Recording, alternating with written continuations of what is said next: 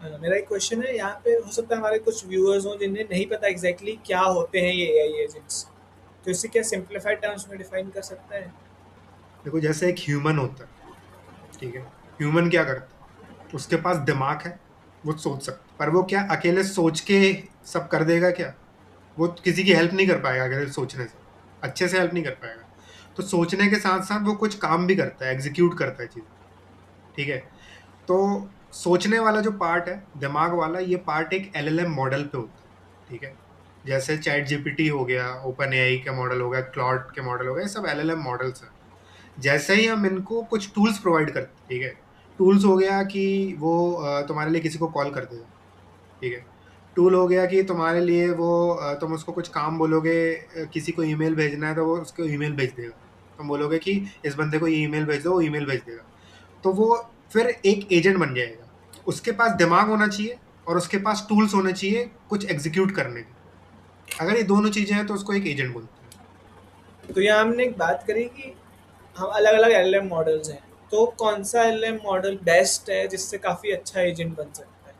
एक काम तुम 10th क्लास के स्टूडेंट से भी करा सकते हो, एक काम तुम कॉलेज स्टूडेंट से भी करा सकते हो, एक काम तुम कॉलेज ग्रेजुएट से भी करा सकते हो, और एक काम पीएचडी रिसर्चर से भी करा सकते हो। सबसे तुम काम करा सकते हो, ठीक है, डिपेंडिंग कि तुम क्या काम कराना चाहते हो। तो जितने भी एलएलएम मॉडल्स हैं, सबको सबसे एजेंट बनाया जा सकता है। अब वो कितना अच्छा, क्या कॉम्प्लेक्सिटी वाला काम कर पाएंगे, ये डिपेंड करता है कि वो उस कॉम्प्लेक्सिटी का काम झेल सकते हैं कि नहीं। तो सारे एलएलएम मॉडल्स अच्छे हैं, डिपेंडिंग ऑन यूज केस तुम उसका एजेंट बना सकते हो। बेस्ट एलएलएम मॉडल कोई नहीं है, सब डिपेंड करते हैं कि तुम्हें कितनी कॉम्प्लेक्सिटी वाला काम कराना है। अगर तुम, जैसे सेम एग्जांपल, अगर 6th क्लास के स्टूडेंट को ट्यूशन पढ़ानी है और अगर पीएचडी रिसर्चर उसको ट्यूशन पढ़ा रहा है, तो पीएचडी रिसर्चर की रिसोर्स जो है उसका यूटिलाइजेशन खराब हो रहा है। उस वो इतने पढ़ाई लिखाई करके वो बड़े काम करने के लिए बना हुआ है, थोड़े कॉम्प्लेक्स। तो वो कॉम्प्लेक्स काम कराओ उससे, ठीक है। तो डिपेंडिंग ऑन यूज केस तुम्हें अपना एलएलएम मॉडल चूज करना चाहिए, वरना तुम अगर सब सारे प्रॉब्लम्स में तुम फेबल मॉडल, जो भी सबसे महंगा मॉडल चल रहा है क्लाउड का, वो यूज करने लग जाओगे तो तुम्हारे काम ही नहीं करा पाओगे क्योंकि वो इतना महंगा है, ठीक है। तो सब लोगों के काम मल्टीपल होते हैं, कोई एक सेम काम ही नहीं कर रहा होता, और सारे मॉडल्स की सबकी अलग अलग कैपेबिलिटीज है। तो बहुत सारे सब्सक्रिप्शन मिलते हैं, तुम चैट जीपीटी ले सकते हो, क्लाउड ले सकते हो, तुम ले सकते हो डायरेक्ट। पर बहुत सारे ऐसे भी सब्सक्रिप्शन मिलते हैं जहाँ पे तुम्हें एक ही सब्सक्रिप्शन पे सारे मॉडल्स मिल जाएंगे, ठीक है। तो एक कर्सर है, कर्सर तुम यूज कर सकते हो। तुम यूज कर सकते हो गिटहब को पायलट, सीएलआई यूज कर सकते हो, गिटहब को पायलट यूज कर सकते हो।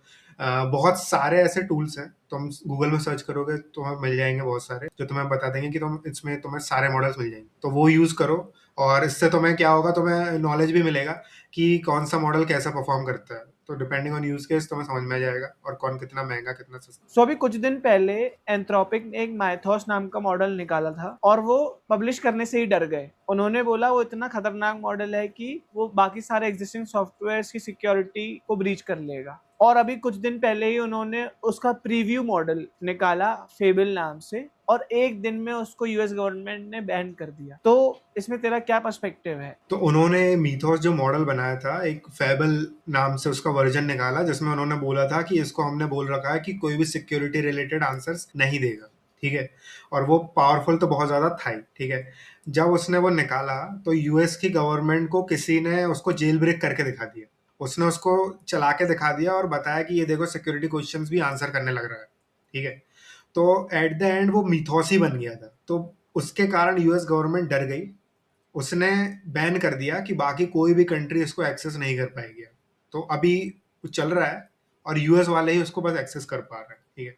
बाहर कोई इसको एक्सेस नहीं कर पा रहा। सिक्योरिटी स्टैंड पॉइंट से ठीक था ये, पर इसमें होना ये चाहिए था कि वो किसी के लिए नहीं आना चाहिए था। अगर वो यूएस के लोगों को मिल रहा है तो ये एक पार्शियलिटी क्रिएट करता है। पहले ये क्या हो रहा था, सिर्फ चिप्स पे हो रहा था। यूएस ने एनवीडिया की चिप्स पे बैन लगाया था कि ये बाकी चाइना को नहीं जाए। वो था ठीक है, क्योंकि चाइना उससे आगे बढ़ जा रहा था, तो उस पे ना जाए। पर ये एक मॉडल है जो कि बहुत ज्यादा खतरनाक है, जो कि सिर्फ यूएस के पास है। तो वो लोग इसको यूज करके बहुत कुछ कर सकते हैं, ठीक है। इंडिया तो अपने आप को इस रेस में बहुत कंपेयर भी नहीं करता, तो इंडिया, हमको ऐसा कुछ फर्क नहीं पड़ रहा। पर तुम चाइना के टर्म्स में सोचो, तो चाइना अपने आप को यूएस से टक्कर देने की कोशिश करता है, ठीक है। तो वो अगर देखेगा कि अगर मेरे कॉम्पिटिटर के पास इतना खतरनाक मॉडल है तो वो मेरे को कितना अटैक कर सकता है, ठीक है, क्या क्या कर सकता है, चाइना वाले डरे हुए होंगे। तो ये डर क्या कराता है, ये फिर कंपटीशन पैदा करता है। तो अब ये क्या करेंगे, जो उन्होंने बैन कराया है, तो इससे डर के अब चाइना वाले भी बहुत ज्यादा तेज काम करेंगे। ठीक है, और फिर वो एक दिन आके बोलेंगे कि भाई तुम्हारे मॉडल हमको चाहिए ही नहीं। तो चाइना वाले अपने ही मॉडल बनाएंगे। सेम काम उन्होंने चिप्स पे भी किया है। आज पहले एनवीडिया की चिप्स बैन की थी, तो चाइना वाले बोले कि बैन मत करो, फिर उन लोगों ने बोला कि चलो हम खुद ही अपनी चिप बनाएंगे। ह्यूआई कंपनी है चाइना की बहुत बड़ी, इंडिया में भी वो बैन है बहुत चीज़ों को लेके। 5G भी दे रही थी तो इंडिया ने बैन कर दिया था वो। तो ह्यूआई नाम की कंपनी ये चिप्स भी बना रही है। तो अब ये चिप्स इतनी बना ली है और आगे भी इसका प्लान है कि अब एनवीडिया वाला जाके भी वहाँ पे बोलते हैं, सीईओ एनवीडिया के, कि मैं तुम्हें बेचूंगा, तो चाइना वाले बोलते हैं मुझे चाहिए नहीं। ठीक है, कल को जाके वो मॉडल्स पे भी बोलेंगे मुझे चाहिए नहीं। और दुनिया ने अब एक और चीज़ देख ली है यूएस की, कि यूएस सिर्फ अपने काम से मतलब रखता है और खुद को बहुत ज़्यादा आगे रखता है हर चीज़ में। ठीक है, उसको दुनिया से मतलब नहीं है। ठीक है, तो कल को यूएस अपने मॉडल्स लाके बोल सकता है कि हम तुम्हें कुछ नहीं देंगे, हम सिर्फ अपना चलाएंगे, और पूरी दुनिया में राज कर सकता है। तो इससे शॉर्ट टर्म में तो यूएस ने अपने आप को बचा लिया, पर लॉन्ग टर्म में यूएस ने अपनी बहुत खराब इमेज बना दी है, कि लोगों को दिख गया है कि हमें अपने खुद के मॉडल बनाने पड़ेंगे, ओपन सोर्स मॉडल्स पे काम करना होगा, और वर्ल्ड में कंपटीशन होना चाहिए कि एक ही कंट्री के पास बस ना हो। तो चाइना इसमें एक बहुत अच्छा अभी लीडर बन के आ रहा है, जो दुनिया को मॉडल्स प्रोवाइड कर रहा है। अगर चाइना नहीं होता तो आज देखा जाए तो यूएस की मोनोपोली होती, और जो जो चाहे कर सकता पूरे वर्ल्ड। इसमें मैंने ये भी चीज देखी है कि चाइना के और जो यूएस के मॉडल का प्राइस डिफरेंस है वो काफी ज्यादा बड़ा है। चाइना के मॉडल्स 99% सस्ते हैं। तो ऐसे इस रेट के कारण यदि आने वाले टाइम में एआई का यूज बढ़ेगा और मॉडल्स की रिक्वायरमेंट होगी, ज्यादा एलएम टोकन्स लगेंगे, तो ऐसे में तो मेजर मार्केट चाइना में शिफ्ट होगा वापस इन एलएलएम मॉडल्स पे डिपेंड होने के लिए। और अभी रिसेंटली जापान ने भी अपना कोई तो एलएलएम मॉडल लॉन्च किया हुआ है। बट इंडिया क्या कर रहा है? इंडिया पूरी एआई रेस में इंडिया का क्या रोल है? क्या करेगा इंडिया आगे जाके? तो सबसे पहले तो पहले वाले क्वेश्चन की बात कर लेते हैं, कि चाइना इतना चीप बना रहा है मॉडल्स, ठीक है, और यूएस के इतने महंगे हैं। तो इस सेम रीजन के कारण यूएस के जो बहुत सारे स्टार्टअप्स हैं, ठीक है, वो चाइना के मॉडल्स ही यूज करते हैं, क्योंकि जो कॉस्ट क्लाउड वाले लोग मांग रहे हैं वो बहुत ज्यादा है। चाइना वाले वही काम सस्ते में करके देते हैं। ठीक है, चाइना वाले ये काम सस्ते में कैसे करके दे रहे हैं, क्योंकि उन्होंने अपना जो स्टैक बनाया, अब तुम देखोगे सबसे पहले तुमने सुना था कि हाँ 100 बिलियन कुछ लगाए थे ओपन एआई ने चैट जीपीटी का 4o मॉडल जैसा कुछ बनाने के लिए। ठीक है, 5 मिलियन में काम कर दिया था डीप सीक ने सेम। तो कैसे किया था, ये लोगों के पास ज्यादा पैसा नहीं था, यूएस के पास बहुत पैसा था, तो उसने पैसा बहाया है रिसर्च पे, जो कि हमेशा वो करता था, इसलिए आज टॉप पे है। पर चाइना के पास पैसा नहीं था, तो वो लोगों ने अपने आप को स्टार्टिंग से एफिशिएंट बना के एफिशिएंसी पे काम किया। तो चाइना हमेशा सारी चीजें एफिशिएंसी पे करता है। ह्यूआई जो चिप्स बना रहा है, ये भी एफिशिएंसी को रखते हुए बना रहा है, तो इसलिए इनके सारे मॉडल तुम देखोगे तो सभी एफिशिएंसी पे वर्क करते हैं, और पूरा इनका स्टैक ही एफिशिएंट है। तो ये वही काम सस्ते में करके देते हैं, पर इस चक्कर में ये लोग टॉप पे नहीं आ पाते। ठीक है, पर क्या पता कल आ जाए, किसी को नहीं पता, और एफिशिएंसी पे स्टार्टिंग से काम कर रहे हैं। जापान ने जो मॉडल निकाला है, वो जापान ने खुद का मॉडल नहीं है। जापान ने क्या किया है, दुनिया भर के मॉडल्स को एपीआई कॉल करता है, वो एक एक मॉडल बना दिया है। वो बेसिकली ऑर्केस्ट्रेट करता है किससे क्या काम कराना है। इंटरनली वो दुनिया भर के मॉडल ही कॉल कर रहा होता है। सो खुद का मॉडल नहीं है जापान का भी। अच्छा। और बाकी अब ये जो रेस है, ठीक है, ये रेस बहुत खतरनाक रेस है, बहुत पैसे लगाने वाली रेस है। ये रेस पे घुसना ही ऐसी जगह पे घुसना है जहां से वापस नहीं आ पाओ। तो इस रेस पे, मॉडल बनाने वाली रेस पे, अगर अमेरिका बस होता तो इंडिया को भी घुसना पड़ता, क्योंकि अमेरिका कल को रोक सकता था चीजें। ठीक है, बट यहाँ पे दो लोग हैं जो लोग रेस पे चल रहे हैं, अमेरिका और चाइना। चाइना सारी चीजें ओपन सोर्स कर देता है। ठीक है, तो किसी और को कॉम्पीट करने का सेंस नहीं बनता, क्योंकि आज तुम जो चीज बनाओगे वो कल हो सकता है चाइना फ्री में दे दे। तो तुमने जो इतनी मेहनत की, इतनी ट्रेनिंग की, इतनी इलेक्ट्रिसिटी चलाई, इतने जीपीयू खर्चे, उसका क्या सेंस हुआ। ठीक है, तो अगर चाइना वाले ये फ्री में नहीं दे रहे होते, ओपन सोर्स नहीं कर रहे होते, तो डेफिनेटली इंडिया को भी करना पड़ता और करना चाहिए था। पर क्योंकि आज चाइना ओपन सोर्स कर रहा है, तो तुम भी अगर सेम चीज में घुस जाओगे तो तुम उससे कम्पीट कर नहीं पाओगे, तुम्हारे पैसे चले जाएंगे। इसमें इंडिया को ये करना चाहिए कि अपना स्टैक बनाना चाहिए, चिप्स का, डेटा सेंटर्स का, इलेक्ट्रिसिटी का। हमें एनर्जी एनर्जी सिक्योरिटी पे काम करना है, जो कि सबसे बड़ी प्रॉब्लम है अभी। ऑयल की सप्लाई चेन खत्म हुई, इंडिया पूरा हिल गया। हमारे पास सिक्योरिटी, हमारे पास एनर्जी नहीं है भाई, हम बाहर से लेते हैं। एआई को एनर्जी चाहिए, तो बजाय एलएलएम मॉडल्स बनाने के, हमें उस पर काम करना चाहिए कि हम एनर्जी सिक्योर करें, डेटा सेंटर्स बनाए, चिप्स बनाए, क्योंकि एलएलएम मॉडल्स तो आगे जाके तुम बना ही सकते हो कभी भी, ओपन सोर्स है, तुम वो यूज कर लोगे। और इस रेस पे लोग बोलते हैं कि इंडिया पीछे है, विप्रो, इन्फोसिस, ये सारी कंपनीज हैं, ये कुछ नहीं की, इतना आईटी कंपनीज थी इतनी दूर से, इस पे बहुत ज्यादा कमेंट पास करते हैं। तो भाई मैं उसका भी मेरा एक व्यू है, वो सारी कंपनी सर्विस बेस्ड कंपनी है, वो अगर एलएलएम की रेस में घुसती तो वो लोग पता नहीं कहाँ खड़ी रहती। आज माइक्रोसॉफ्ट को भी देख लो, माइक्रोसॉफ्ट भी अपना एलएलएम मॉडल नहीं बना रहा, ठीक है, जबकि इतनी बड़ी कंपनी है।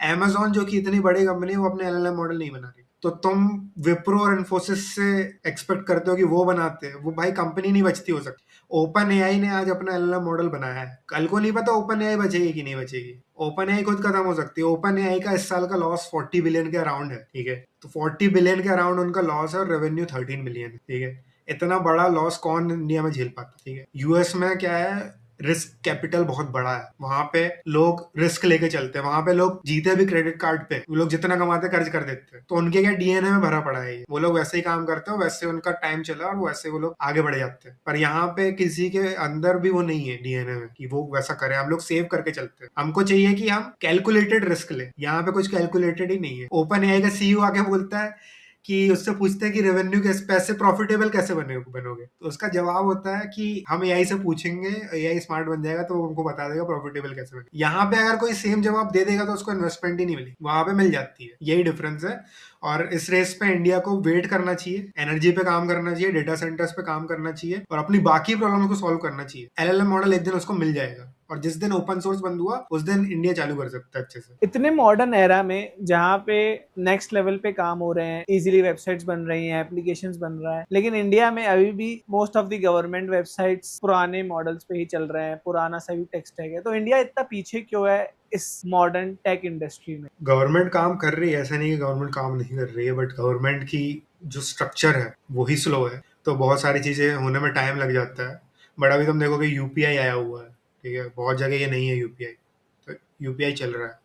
बहुत सारे गवर्नमेंट के पोर्टल्स भी हैं, आज तुम जीएसटी का पोर्टल देखोगे तो हमारा काम वहां पे सब आसानी से हो जाता है। तो पोर्टल्स हैं, धीरे धीरे करके ये बनेगा भी, मतलब डेफिनेटली गवर्नमेंट को इस पे और ज्यादा जोर लगा के काम करना चाहिए, बट चीजें हो रही हैं। सबसे इम्पोर्टेंट इसमें जो है वो है हमारा जुडिशियल सिस्टम। जुडिशियल सिस्टम में आज हमारे पास ना तो इतना जज है जो कि केसेस हैंडल कर पाए, और इतनी सारी प्रॉब्लम्स हैं, लोग जाते नहीं है लॉयर्स के पास क्योंकि उनको पता है कुछ होने वाला है नहीं, ठीक है।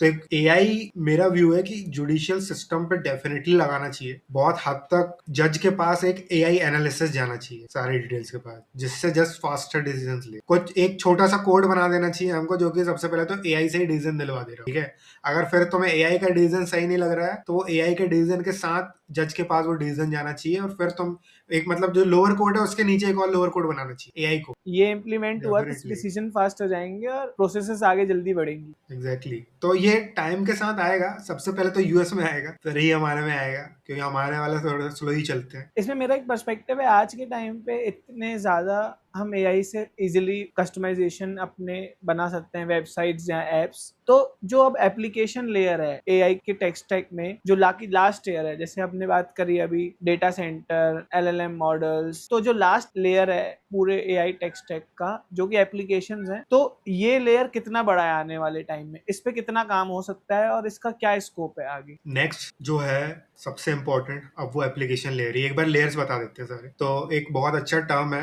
एनवीडिया के सीईओ ने बोला है, AI is a 5 layer cake, ठीक है। केक है, इसके 5 लेयर है। सबसे पहले आता है एनर्जी, इलेक्ट्रिसिटी नहीं होगी तो तुम एआई नहीं चला पाओगे। फिर आता है डेटा सेंटर, फिर आता है चिप्स, चिप्स के बाद आता है एलएलएम मॉडल जो कि तुम यूज करते हो, ओपन एआई, क्लॉड, ये वो, और उसके ऊपर आता है एप्लीकेशन। तुम कोई भी काम में ले लो, किसी भी काम में, इलेक्ट्रिसिटी बनाने वाले ने पैसे नहीं कमाए कभी, कमाए हैं, डेफिनेटली कमाए, पर असली पैसा आज के टाइम वो कमाता है जो इलेक्ट्रिसिटी यूज करके फैक्ट्रीज चला रहा है, प्रोडक्ट बना रहा है, लोगों को प्रोडक्ट दे रहा है, ठीक है। सेम काम एआई के साथ होने वाला है। तो बन गई है, मॉडल्स बन गए, डेफिनेटली ये लोग पैसे कमाएंगे, पर कौन पैसे कमाएगा ये नहीं पता। ओपन एआई कल कंपनी बचेगी ही नहीं पता। डेफिनेटली कोई जो सबसे मेन है वो पैसे कमाएगा, पर ये सब चीजें कमोडिटाइज्ड हो जाएंगी, ठीक है। इसको यूज करके एप्लीकेशंस बनेंगी जो कि एक्चुअल की यूजर प्रॉब्लम सॉल्व करेगी, और वो लोग मेन पैसे चार्ज करेंगे। तो ये गेम पूरा अभी बचा हुआ है, और इसमें देखा जाए काम कौन करेगा, इसमें काम करेंगे सॉफ्टवेयर इंजीनियर्स मेनली, ठीक है, जिसमें साथ डेटा साइंटिस्ट, ये वो सारे, मतलब आईटी वाले लोग हैं ये, ठीक है। आईटी वाले लोग कहाँ हैं पूरे वर्ल्ड में, तुम जाके देख लेना, 3 जगह मेन आईटी वाले लोग, यूएस, चाइना और इंडिया। पॉपुलेशन और देखोगे तो यहाँ पे ही मिलेंगे। तो और इंडिया में पॉपुलेशन बहुत ज़्यादा है, कंजम्पशन बहुत ज़्यादा है, जो एआई एप्लीकेशन बनेंगे उनके कंज्यूमर्स बहुत ज़्यादा मिल जाएंगे।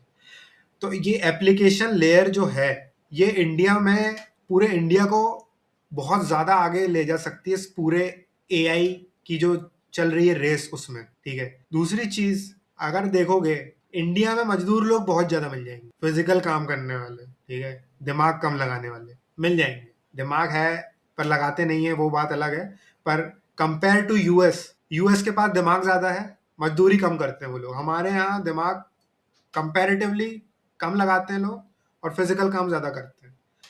तो जो एआई है ये एआई दिमाग ही दे रहा है, तो जिसके पास दिमाग कम है उसको ये ज़्यादा प्रोडक्टिव बना रहा है, तो इंडिया को ये बहुत ज़्यादा प्रोडक्टिव बना सकता है और एप्लीकेशंस ही प्रोडक्टिव बनाएंगे लोगों को, और एप्लीकेशंस बनाने वाले लोग भी यहाँ पे। तो ये एप्लीकेशन लेयर पे इंडिया बहुत ज़्यादा काम करके पूरी एआई रेस को जीत भी सकता है। बहुत सारे सीईओ हैं, एनवीडिया के सीईओ, सबसे सारे सीईओ एक लाइन बोलते हैं कि जो एआई की रेस है ये रेस सिर्फ एप्लीकेशन लेयर पे ही जीती जाएगी। तो एप्लीकेशन लेयर सबसे इंपॉर्टेंट लेयर है, वो अगर इंडिया ने आगे बढ़ ली तो पुरानी सारी लेयर्स पे तुम काम करे हो नहीं करे उससे फर्क नहीं पड़ता, तुम एप्लीकेशन लेयर पे जीत जाओ, तुम पूरी एआई की रेस जीत जाओगे। आज हमने काफ़ी ज़्यादा अच्छा डिस्कशन किया एआई की रेस के बारे में, एआई और करियर के बारे में, इंडिया का क्या रोल है और कैसे हम अपनी जॉब को बेटर बना सकते हैं आने वाले टाइम में और सिक्योर कर सकते हैं।